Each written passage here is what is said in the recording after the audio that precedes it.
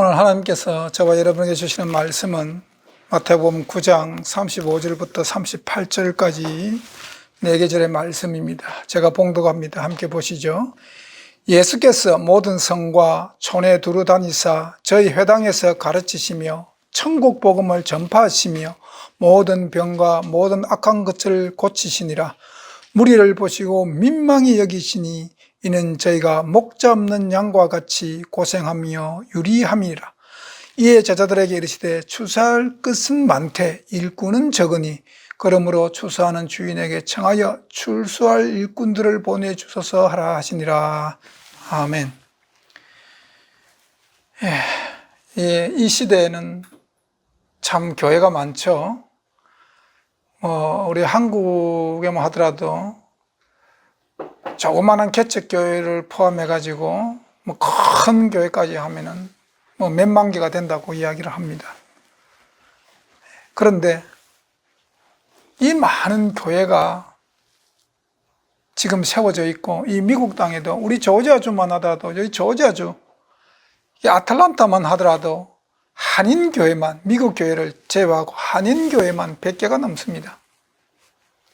이런 많은 교회가 세워져 있는데 과연 교회는 하나님의 진리를 전하고 있는가 하는 거에 우리는 관심을 가지고 귀를 기울이며 지켜보고 또 우리는 검증해야 합니다. 왜 우리는 지켜보고 우리는 검증을 해야 되는가? 우리는 마지막 시대에 살고 있기 때문에 그렇습니다. 신앙생활은 한자로 치면 유종짐입니다. 결말이 좋아야 합니다. 모든 인간사, 이 세상에 있는 모든 사람들의 삶이 다 이 땅에 육신을 입고 사는 동안에는 괴로움과 고통이 없는 사람은 없습니다.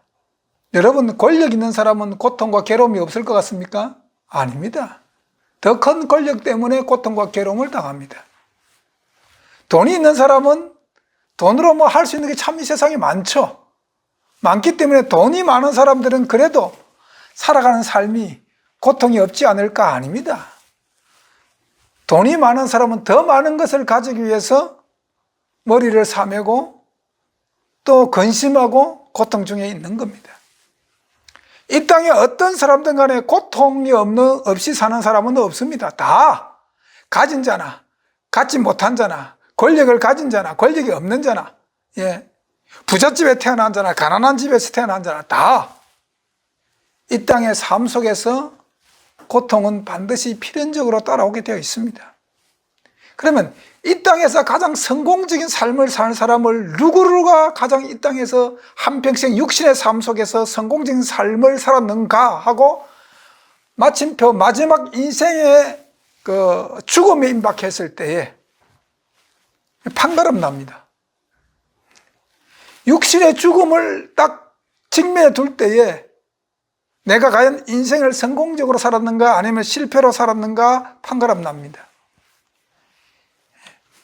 그것은 내가 죽고 난 후의 삶을 내가 예비하고 살았는가, 이 땅의 육신의 삶으로 끝났는가에 따라서 인생이 완전히 희비가 갈리기 때문에 그렇습니다. 그러면 이 땅에서 가장 성공한 사람은 뭐냐면 이 땅에 한평생 100년, 요즘 시대는 100년 시대라고 그러는데 한 100년의 육신의 삶을 통해 가지고 영원한 삶을 예비하고 준비한 사람들, 그 사람이 성공한 사람입니다.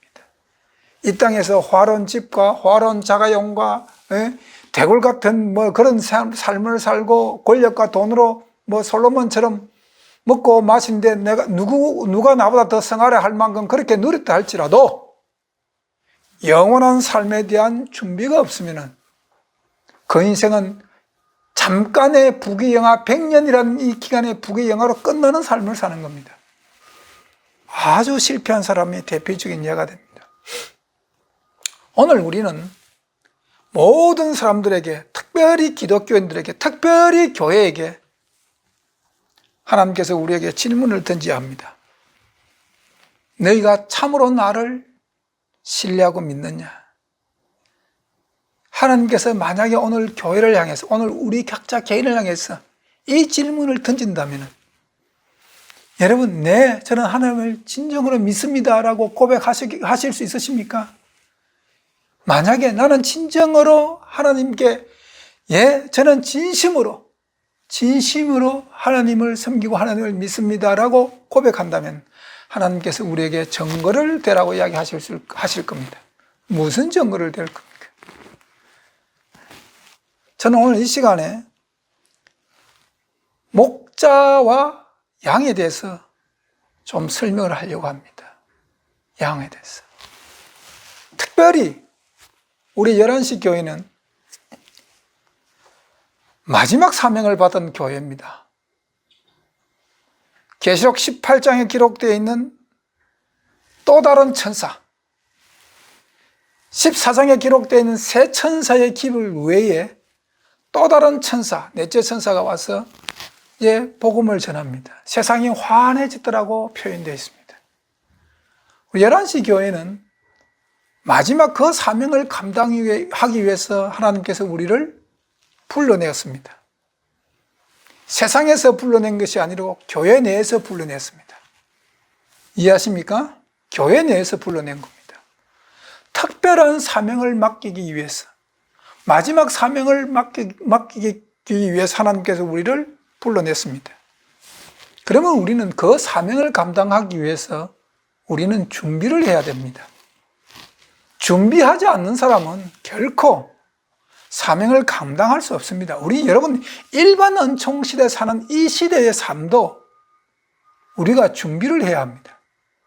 우리가 준비를 해야 합니다.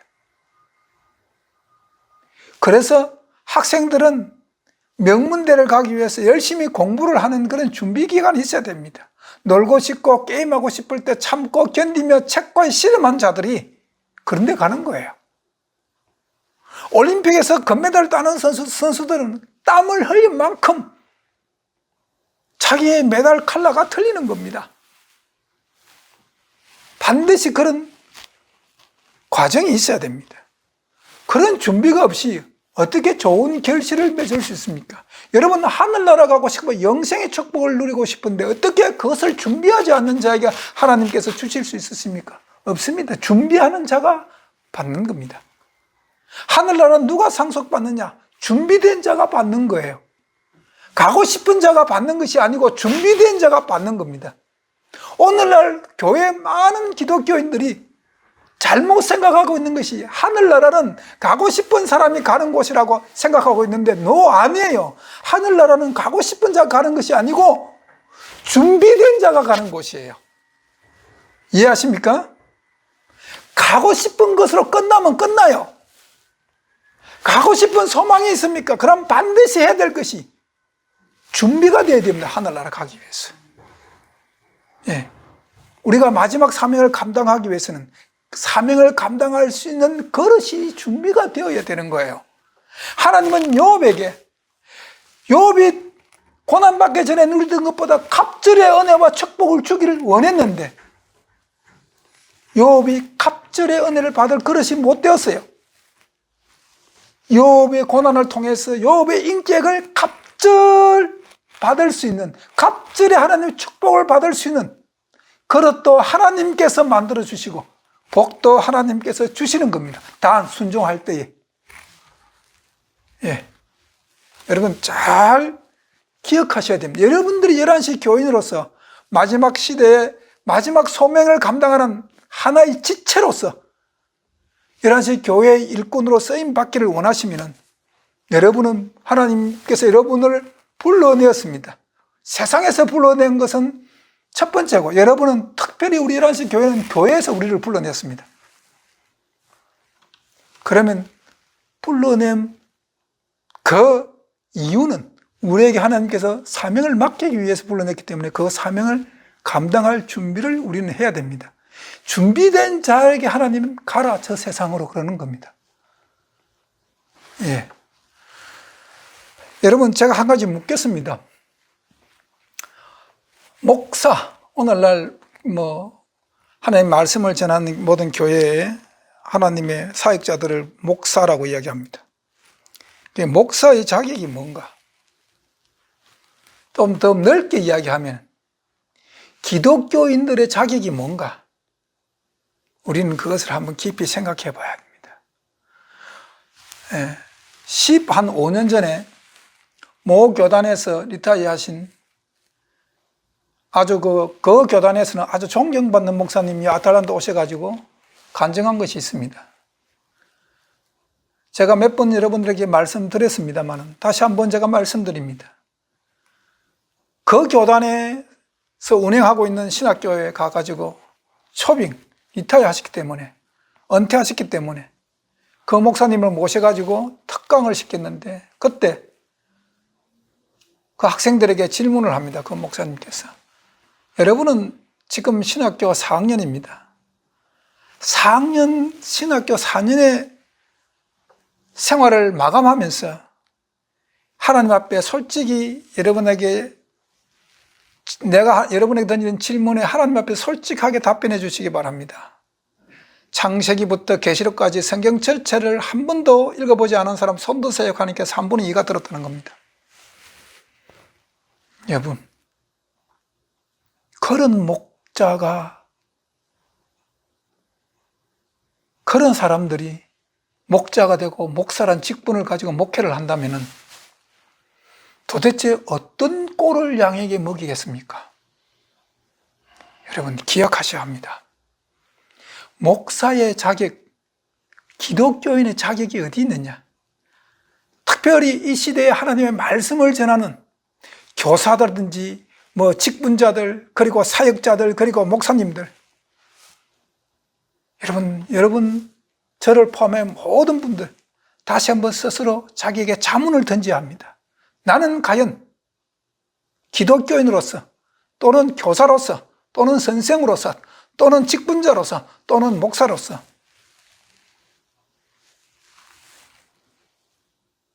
자격이 있는가를 스스로 검증해야 됩니다. 요즘 대부분 교단에서 목사를 안수를 하려면 일단 자기 교단에서 운영하고 있는 신학교를 졸업해야 됩니다. 신학교. 그러면 전도사라는 직분을 가지고 각 교회에서 이제 봉사를 합니다. 그리고 모 교단에 이제 전도사 생활을 끝나고 나면은 이제 강도사 고시가 있고, 강도사 고시 합격하고 또 목회지가 생기면은 이제 목사를 안수를 합니다. 그러나 어느 교단이든 간에 신학 4년은 기본입니다. 그리고 요즘은 대학원 과정을 거쳐 석사 학위까지는 어느 정도 기본적으로 받아들입니다. 여러분, 그것이 참 목자로서의 자격입니까? 아닙니다. 오늘 오늘 본문에 예수님께서 지금 양들이 고생하고 유리함으로 말미암아 지금 민망히 여길 정도로 예수님이 지금 이 양들을 보고 있거든요. 그럼 예수님 당시 이 시대 유대인들에게 양들을 가르치는 목자가 없었습니까? 랍비들도 있었고 많이 있었습니다. 그런데 왜 예수님께서 이 말씀을 하셨는가? 기억해야 합니다. 여러분, 학위만 있다고 하나님의 메시지를 전하는 목사로서, 교사로서, 직분자로서, 사역자로서 사역을 감당한다 하는 것은 좀 문제가 있습니다. 그러면은 누가 과연 기독교인의 자격을 논하고 직분자의 자격을 논할 수 있는가?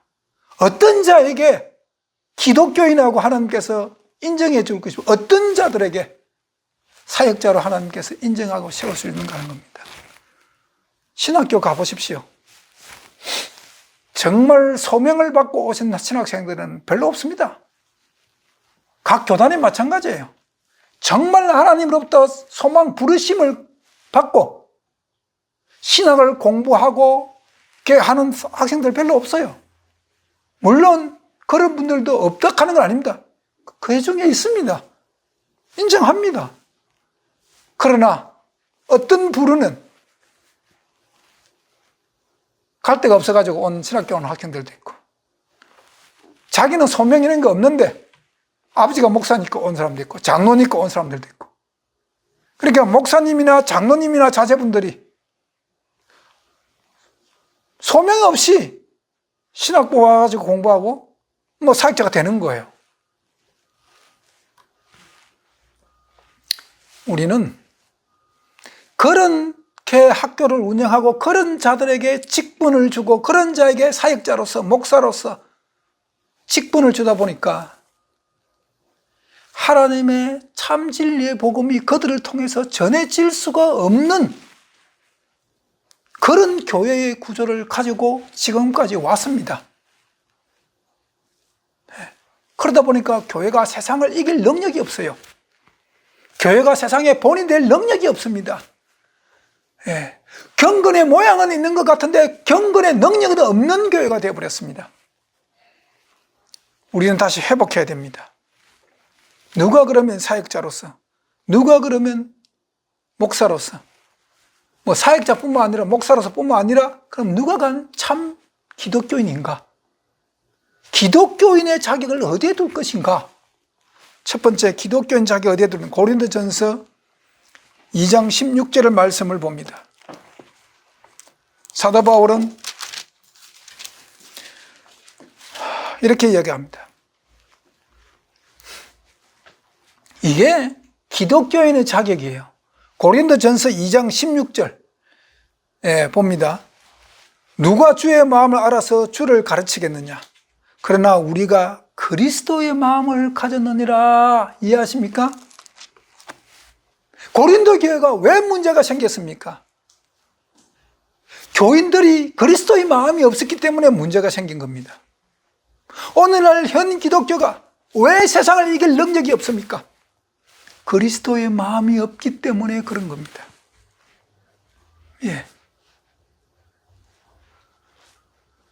특별히 하나님의 말씀을 전하는, 메시지를 전하는 사역자님들은 특별히 하나님의 콜링을 반드시 받아야 됩니다. 콜링을 반드시 받아야 됩니다. 저는 정말 목사하기 싫었거든요. 정말 하기 싫었습니다. 저는 운동하는 거 좋아하고 다혈질이다 보니까 나하고 안 맞는 거예요. 그리고 그 기본적인 양심이 있어가지고 그래도 성직자, 목사는 우리 어릴 때만 하더라도 목사님이란 그 직분은 성직자였어요. 뭐 스님, 뭐 신부님, 목사님 이런 분들은 그냥 성직자라고 분류되어 있었거든요. 그때만 하더라도. 그리고 성직자의 인품은 교사의 인품보다 더 나아야 된다고 나는 그렇게 믿었습니다. 일반적으로 학생들을 가르치는 교사의 인품은 가르치는 자기 때문에 일반 사람들보다는 그래도 인품이 좀 나아야 된다고 생각하잖아요. 그죠? 그런데 성직자라는 이 직분은 교사들보다도 인품이 더 뛰어나야 된다고 생각했기 때문에 저는 제 스스로가 교사의 인품도 안 되는데 이 성직자라는 게 목사의 직분을 갖고 신학 가서 목사한다 하는 것 자체를 나는 엄두에 두질 않았습니다. 몇 번이나 다른 분들을 통해서 신학하라고 권유를 하고 권유를 받았는데도 내 갈 길이 아닙니다라고 거절했습니다. 거절했습니다. 저에게 반드시 신학을 할 겁니다라고 그렇게 하신 분 목사님도 계세요. 형제님 반드시 신학을 공부하고 목사가 될 겁니다라고 이야기하신 분도 계십니다. 그때 나는 그분에게 가가지고 그 목사님이 해가지고 목사님 그런 말씀하십시오. 저 같은 사람이 목사 되면은 양들 다 죽입니다. 저는 그래서 아예 엄두를 내지 않았습니다. 그런데 하나님의 강권적인 은혜로 모든 걸 걷어갔어요. 마지막에 내가 무릎 꿇을 때까지 내가 무릎 꿇을 때 그러니까 손 들었습니다. 시킨 대로 하겠다고. 콜링이 없으면 안 돼요. 두 번째 바로 고린도전서 2장 16절의 말씀처럼 그리스도의 마음이 없으면 안 됩니다. 그리스도의 마음, 이게 예수님에게 이게 마음이라고 표현되어 있는데 고린도서 2장 16절에 그리스도의 마음을 가졌느니라 하고 사도 바울이 했는데, 그리스도의 마음이라고 하는 것이 그리스도의 인품입니다. 그리스도의 인품. 이게 캐릭터라고 이야기한 거죠. 예. 인격이라고 이야기합니다. 그 다음에 갈라디아서 6장 17절 말씀 봅니다.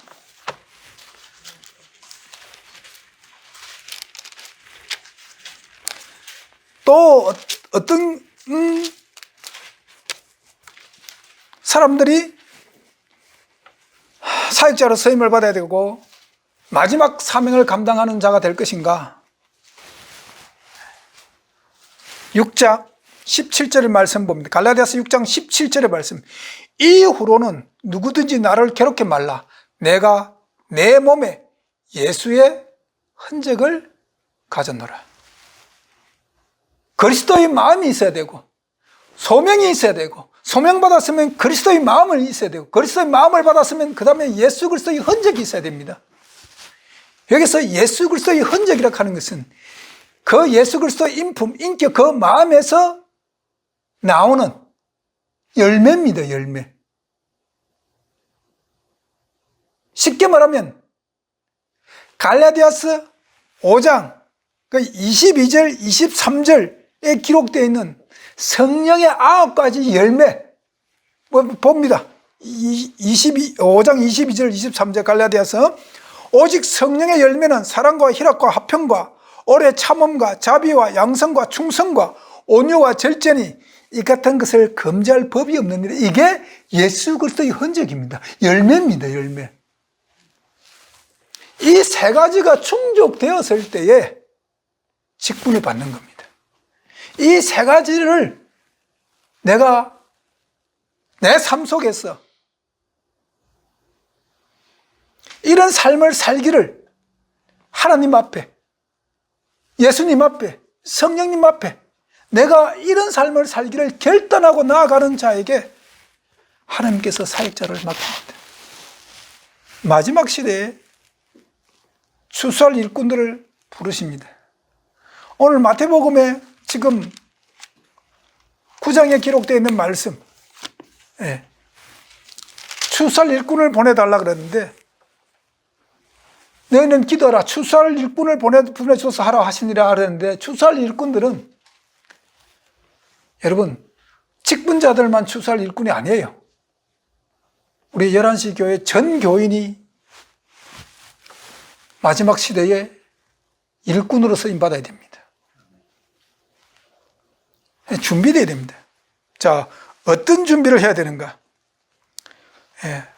오늘 본문을 보면서 몇 가지를 짚어봅니다. 35절 봅니다. 오늘 여기 보면은 가르치시며 이렇게 되어 있습니다. 저희 회당에서 가르치시며, 여러분 가르치는 은사를 받아야 합니다. 가르치는 은사. 가르치는 은사는 누가 가르칠 수 있느냐? 이론적으로 들은 것을 가르치는 것이 아니고, 오늘날 자꾸 이 기독교 신앙이 좀 이렇게 안타까운 것 중에 하나가 자꾸 다른 사람의 설교 들은 것을 자꾸 설교하려고 그럽니다. 이해하십니까? 그래서 아틀란타도 그런 목사님 계셨잖아요. 큰 교회 목사님이세요.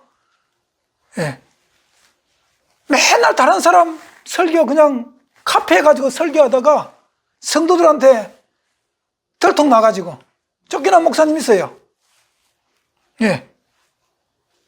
여기서 가르친다라고 하는 것은 회당에서 가르치면 예수님이 우리의 샘플이거든요. 추수할 추수꾼의 샘플은 예수님이잖아요. 모든 기독교인들의 신앙의 근본과 신앙의 잣대, 신앙의 표본, 예수 그리스도를 보면서 우리가 준비를 해야 되잖아요. 그런데 가르친다는 것은 어떤 분들이 가르칠 수 있는가? 어떤 분들이? 하나님을 만난 자가 가르칩니다. 예수 그리스도와 직접적으로 만나는 자가 가르칩니다. 그럼 예수님과 직접적으로 어떻게 만날 수 있느냐? 내가 하나님 말씀을 묵상하면서 하나님의 영감을 내가 받아야 되는 겁니다. 내가 깨달아야 됩니다. 내 삶 속에서 내가 하나님의 말씀을 주여로 묵상하면서 그 말씀 속에서 전해 내려오는 하나님의 심오한 하나님의 뜻, 하나님의 심오한 하나님의 그 의도, 하나님의 생각을 내가 깨달아야 됩니다. 예, 그것이 하나님을 만나는 겁니다. 오늘 이 시대에 예수를 어떻게 만나느냐? 그것이 바로 예수를 만나는 방법입니다. 예, 하나님 말씀을 배제하고 기도하고 무릎 꿇고 환상을 통해서 그런 자들에게, 말씀이 없는 자들에게 간절히 소망하는 것을 이루어주는 것은 마귀예요. 하나님이 아니에요. 우리가 준비되려면 첫 번째 우리 마지막 사역자들은 가르치는 은사가 있어야 되는데, 누가 가르치느냐? 예수 그리스도를 만난 사람. 어떻게 만나느냐? 말씀을 통해서 하나님의 깨달음을 내가 직접 경험한 사람. 다른 사람의 신앙 경험이나 다른 사람의 설교나 다른 사람의 체험도 중요하지만, 그것이 내 신앙에 간접적인 도움은 되지만 직접적으로 내가 하나님 말씀을 묵상하면서 이 말씀을 연구하고 이 말씀과 실험하면서 이 말씀을 통해서 하나님의 그 참 진리의 복음을 받아들인 자가 가르쳐야 그 말씀의 파워와 능력이 생기는 겁니다. 그 말씀에 세상 사람들을 변화시킬 수 있는 능력이 거기서 나오는 겁니다. 예. 두 번째, 가르치시되, 두 번째, 가르친 내용이 뭐냐? 천국 복음이어야 된다는 겁니다. 천국 복음. 천국 복음을 전파하는 겁니다. 천국 복음. 여러분, 진리라고 하는 것은 하나밖에 없어요. 이 세상에 많은 사람들이 진리를 찾으려고 노력했지만 진리는 예수 그리스도밖에 없습니다. 많은 필로소피아 철학자들이, 동서양을 고금하고 많은 철학자들이 진리를 찾으려고 그렇게 명상하고 묵상하고 진리를 찾으려고 얼마나 많은 노력을 기울였습니까? 그러나 그들이 진리를 찾지 못했습니다. 오직 진리는 예수 그리스도 그분밖에 없는 겁니다. 그분이 통해서 나오는 그 말씀을 전해야 됩니다. 예수의 마음을 품어야만, 예수의 흔적이 있어야만 천국 복음을 전파할 수 있는 겁니다. 예. 누가 천국 복음을 전파? 오늘날 이 예수의 마음도 없고 예수의 흔적도 없는 분들이 직분을 받아가지고 하나님 말씀을 전하니까 심령의 변화가 없는 겁니다. 교인들을 하나님께로 인도할 수 있는 능력이 부족한 겁니다. 세상을 이길 능력이 없는 겁니다. 여러분, 천국 복음은 진리가 천국 복음입니다. 예수 그리스도가 우리를 천국으로 인도하는 복음이에요. 네. 그렇기 때문에 내 속에 예수 그리스도의 마음과 예수 그리스도의 흔적이 있는 자가 가르쳐야 됩니다. 그분들의 입에서 나오는 정말 참 진리, 정말 살아있는 하나님의 그 심오한 말씀이 그들 입술을 통해서 증거되어야 됩니다. 이게 천국 복음이에요. 어느 학자가 주기한 학론이나 학문이 중요한 것이 아니에요. 예. 오늘날 많은 분들이 학문적으로 배운 걸 가르칩니다. 그것이 천국 복음인 것처럼. 아닙니다. 천국 복음이 전파됩니다. 마지막 추수꾼들은 바로 이 사명을 가져야 됩니다. 우리 11시 교회가 가지고 있는 영원한 복음, 여러분들 매일매일 묵상하면서 성경하고 실험하십시오. 성경하고 실험해야 됩니다. 기독교인들이 성경을 덮어버리면 무슨 기독교인이에요? 어떻게 하나님을 만날 거예요? 묵상해야 합니다. 그리고 예수 그리스도의 마음을 가지기를 끊임없이 노력하십시오. 그리고 내 몸에 예수 그리스도의 흔적을 채우고 가십시오. 이런 자들이 천국 복음을 전할 수가 있는 겁니다. 예.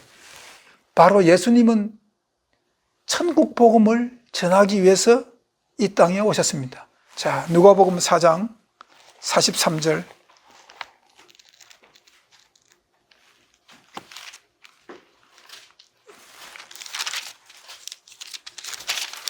예수님께서 말씀하셨습니다. 43절 제가 읽습니다. 누가복음 4장 43절. 예수께서 이르시되 내가 다른 동네에서도 하나님의 나라의 복음을 전하여야 하리니 나는 이 일로 보내심을 입었노라. 예수님이 이 땅에 오신 목적 중에 하나가, 사역 중에 하나가 하나님의 복음, 다시 말하면 천국 복음, 누가는 여기 하나님의 복음 이랬고, 마태복음에 마태는 천국 복음 이렇게 되어 있습니다. 이렇게 천국이라는 단어는 마태만 쓴 거예요. 하나님의 나라라는 말은 마가도 쓰고 누가도 쓰고 요한도 쓰고 했지만, 천국이라는 단어는 마태만 기록해 놨어요. 예수 그리스도의 심정이 있어야만 천국 복음이 전해지는 겁니다. 예수님은 바로 이 천국 복음, 하나님의 나라의 복음을 전하기 위해서 이 땅에 오신 겁니다. 또 누가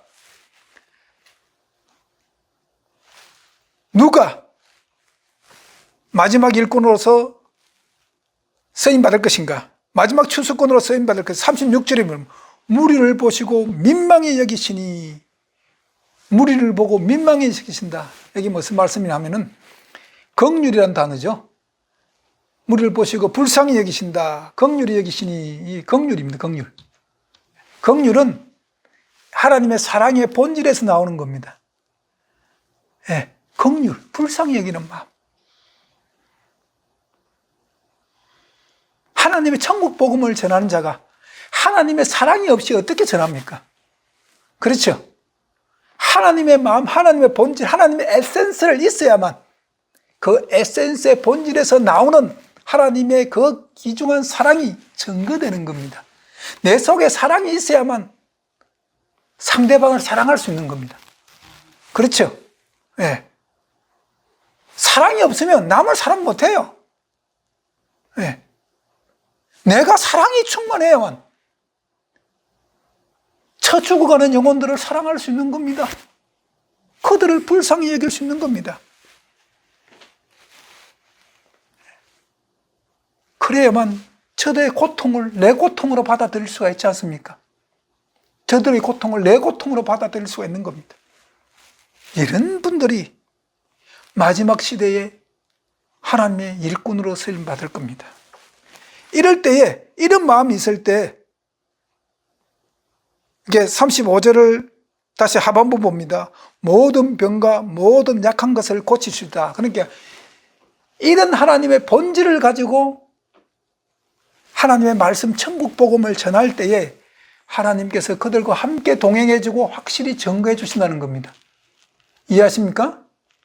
이적과 기사와 표적, 하나님께서 함께하는 이적과 기사와 표적은 바로 이런 분들에게 의해서 나타나는 거예요. 예. 하나님께서 우리와 확증해 주시는, 함께 해 주시는 겁니다. 그리고 지금 36절 하반부에 보면 저희가 목자 없는 양과 같이 고생하면 유린함이라. 이스라엘 백성들을 보면서, 지금 예수님 따라다니는 그 많은 무리들을 보면서 예수님이 정말 불쌍히 여기는 것이 고생하면 유린함이라.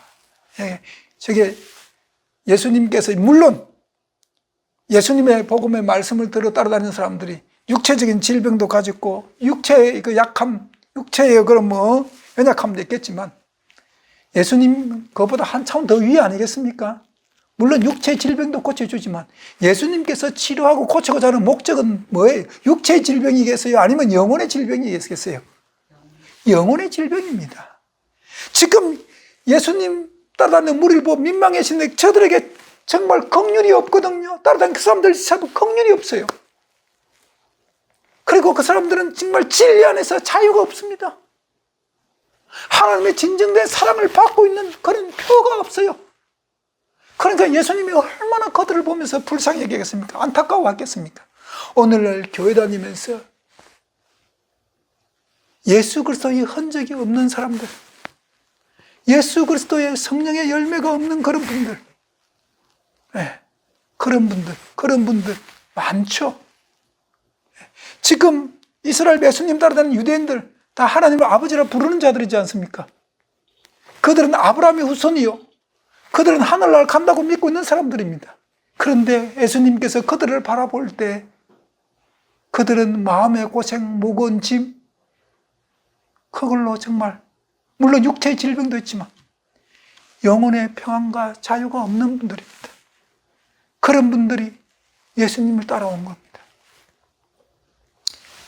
그것을 긍휼히 여길 수 있는 그런 분들입니다. 그런 긍휼히 여길 수 있어야만, 그런 분들을 긍휼히 여길 수 있는 그런 본질이 있어야만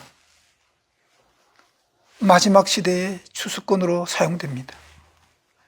요한복음 10장을 잠깐 넘어갑니다. 요한복음 10장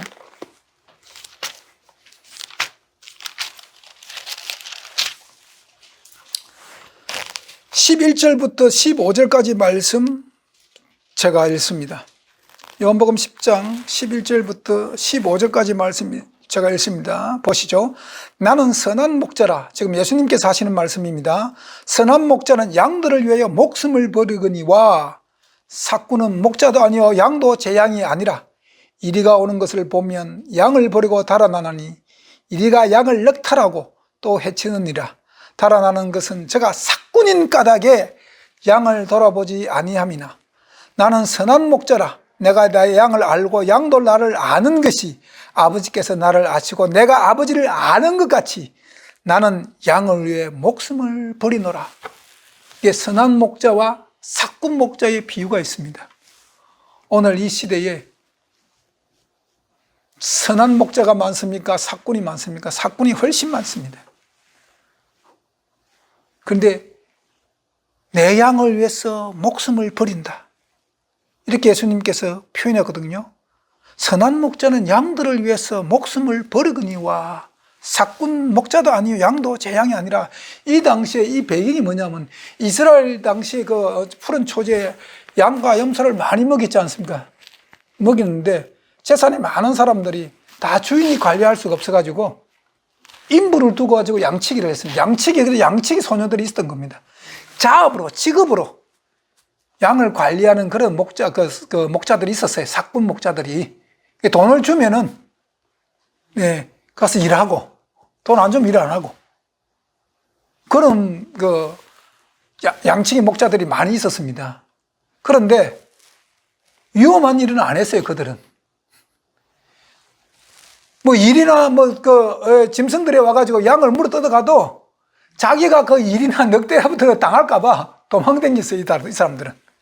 그 시대의 삭군 목자들의 실상이에요. 그 시대에.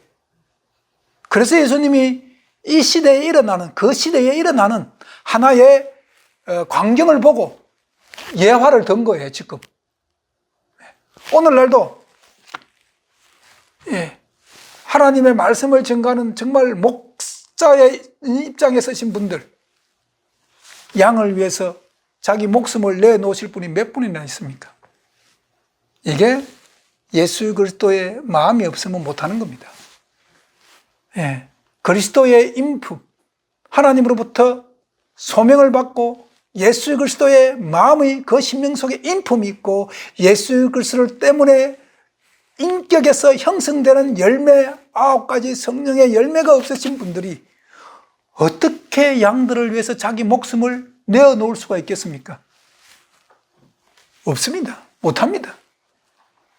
그렇기 때문에 이 마지막 시대, 이 삭군 목사들은, 지금 이 마지막 시대, 이 시대에 생존하는 삭군 목사들은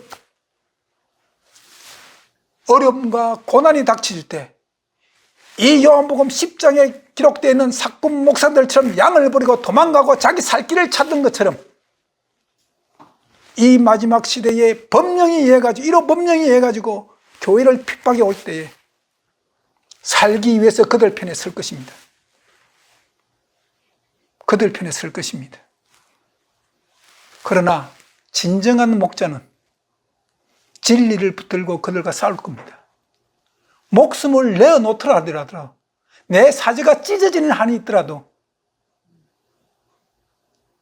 진리를 위해서 자기 목숨을 던질 겁니다. 지금 주님이 찾으시고 기다리시는 추수꾼들은 바로 이런 자들입니다. 하나님은 이런 자들을 지금 기다리고 있는 겁니다. 아주 소수일 거예요. 많은 분들이 이 추수꾼이 될 수가 없습니다. 이 시대도 많은 자들이 있었습니다. 사내들은 공회원도 있었고, 대제사장도 있었고, 서기관들도 있었고, 바리새인파도 있었고, 세롯당원도 있었고, 열심당원도 있었고, 많았잖아요. 그런데 예수님이 뭐라고 말씀합니까? 목자 없는 양같이 그랬습니다. 오늘 표현에 목자 없는 양같이. 예, 목자가 목자로서 구실을 할 수 없는 겁니다. 전부 다 사건화 되어버렸기 때문에, 권력과 결탁해가지고 돈 버는 사꾼들밖에 없었기 때문에 예수님께서 이 표현을 쓰는 겁니다. 그리고 예수님께서 제자들에게 말씀하신 것은 추수할 것은 많되 일꾼이 적다는 겁니다. 오늘 마지막 시대를 살아가는 성도 여러분, 우리는 마지막 시대의 사명을 가져야 합니다. 그 마지막 시대의 사명을 감당하기 위해서는 우리는 준비를 해야 합니다. 나는 정말 예수님께서 교회 내에서 우리를 불러낸 것을 여러분 인정하고 받아들고 믿으십니까? 그 순간부터 여러분들 심령 속에 예수 그리스도의 마음을 채워야 합니다. 예수 그리스도의 마음을 풍성히 채워야 합니다. 우리가 성경을 묵상하고 하나님께 기도하고 무릎 꿇고 우리가 이렇게 공부하는 거, 연구하는 이유는 예수 그리스도의 마음을 가지기 위해서입니다. 예수 그리스도의 마음 인격이 되면은 내 마음 내키는 대로 말과 행동을 하더라도 하나님의 법도에서 벗어나지 않는 인격이 됩니다. 예수님처럼 인격이 나온다니까, 열매가 맺힌다니까요. 예수님께서 자기들을 조롱하고 채찍질하는 로마 병정들을 향해 위해서, 내가 하나님의 아들이니까 그런데 내가 체면이 있지, 내가 저들을 저주하는 기도를 할 수 있겠나? 그래가지고 아버지여 저들을 불쌍히 여기소서, 저들에게 모르고 하나이다가 아니고 예수님의 근본 인격, 그분의 성격 자체, 그분의 캐릭터 자체가 그런 거예요. 사랑이 충만하니까. 그 무식한 로마 병정들이 긍휼히 보이니까, 불쌍히 여기지니까 하나님께 그렇게 기도하는 겁니다. 그 마음이 충족될 때에 그런 자들에게 마지막 내치 천사의 사명이 주어지는 것입니다. 이 시대를 살아가는 많은 기독교인 여러분, 그리고 한국에 있는 11시 교인 여러분, 그리고 우리 미주에 있는 11시 교회 여러분, 우리는 모두 하나님으로부터 콜링을 받았습니다. 세상에서부터 콜링이 아니라 교회로부터 우리는 콜링을 받은 영혼들입니다. 왜요? 하나님의 사역을, 마지막 추수꾼의 사역을 감당하기 위해서. 여러분은 참 목자가 되시겠습니까? 거짓 목자가 되어야 되겠습니까? 우리는 참 목자가 되어야 됩니다. 누구와 같은 목자? 예수 그리스도와 같은 목자, 선한 목자가 되어야 됩니다. 양들을 위해서 목숨을 버릴 수 있는 목자가 되어야 됩니다. 삭을 위해서 일하는 목자가 아니라 양을 긍휼히 여기는 그 사랑에서 일을 감당하는, 사역을 감당하는 목자가 되어야 됩니다. 그러기 위해서 우리는 준비되어야 됩니다. 가르쳐야 됩니다. 가르치는 것을 여러분 준비하십시오. 여러분은 가르치기 위해서는, 다시 한번 제가 반복합니다, 여러분은 가르치는 자가 되기 위해서 복음을 전거해야 됩니다. 직접적인 예수님과의 만남이 있어야 합니다. 어떻게 해요? 하나님의 말씀을 연구하고 묵상하면서 이 성경을 깨달아야 합니다.